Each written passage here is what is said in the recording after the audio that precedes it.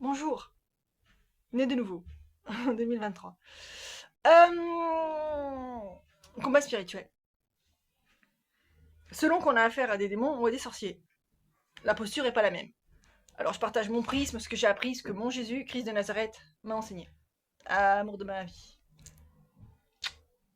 Jésus. Donc, si jamais vous avez affaire à des démons, oh, faut pas leur parler. Hein. Alors, à moins d'être un exorciste désigné par Dieu, ou Allah, si vous êtes musulman, en direct, faites pas ça, leur parlez pas.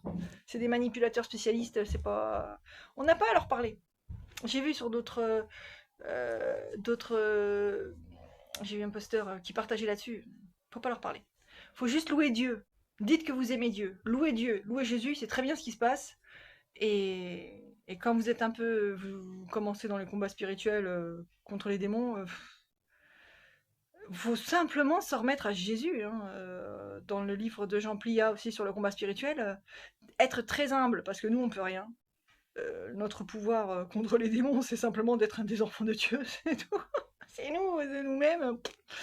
Merci Jésus-Christ de Nazareth pour ton très saint sacrifice sur la croix. Merci à Dieu Tout-Puissant de nous protéger des forces du mal. Donc contre les démons, il faut s'en remettre à Jésus. Et contre les sorciers noirs, les mages noirs qui veulent votre mort. Quand vous êtes né de nouveau, c'est un combat à l'homme de... Oui, ça rigole pas, quoi. Comme disait Michael Omram à une Vanoff, on me brûle toujours sur son nom, le mage blanc. Euh, Bien sûr, et comme disait Jésus, bénissez vos ennemis. Hein. Bénissez ceux qui vous maudissent et priez pour vos ennemis. Euh, donc Omram, il disait que jamais il ne maudira les sorciers qui souhaitaient sa mort et balançaient envoûtement et malédiction. Parce que c'était un chevalier de lumière, un guerrier de lumière qui adorait Jésus. Hein. Quand il écrit ses livres, il parle de Dieu et de Jésus à chaque page. Hein. Donc, si vous êtes attaqué par des sorciers, des mages noirs qui veulent votre peau, la meilleure posture à avoir, c'est de les bénir abondamment et de prier le Seigneur Jésus de remplir leur cœur de son amour et de les bénir abondamment, de les combler de ses grâces, afin que, si c'est la volonté divine et le libre arbitre après de chacun, qu'ils retournent dans l'équipe de la lumière. C'est un beau cadeau que vous vous faites à vous-même parce que vous respectez ainsi la loi d'amour de l'ennemi que Jésus nous a enseignée. Vous faites un très beau cadeau à Dieu parce que Dieu, l'histoire du fils prodigue, c'est son histoire préférée dans la Bible. Je suis sûre que c'est cette histoire-là, que c'est son histoire préférée. Donc on est tous des magiciens et les paroles de bénédiction font de nous des magiciens de la lumière. Les paroles de bénédiction font de nous des sorciers noirs des ténèbres. Donc bénissons notre prochain, même s'il souhaite notre mort.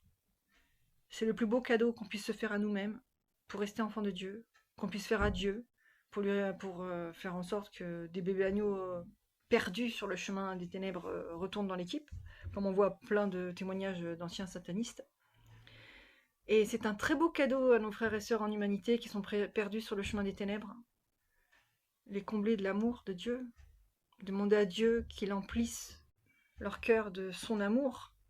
Parce que dès qu'on a le cœur plein d'amour de Dieu, c'est fini. Le chemin des ténèbres, il est terminé, c'est fini. Donc, contre les sorciers et les mages noirs, les sorcières et les mages noirs, les bénir et demander à Dieu qu'il les emplisse de son amour. Soyez tous bénis dans le nom de Jésus-Christ. Soyez tous bénis dans le nom de Jésus-Christ. Soyez tous bénis dans le nom de Jésus. Soyez tous bénis pour nous. Il est mort, nu.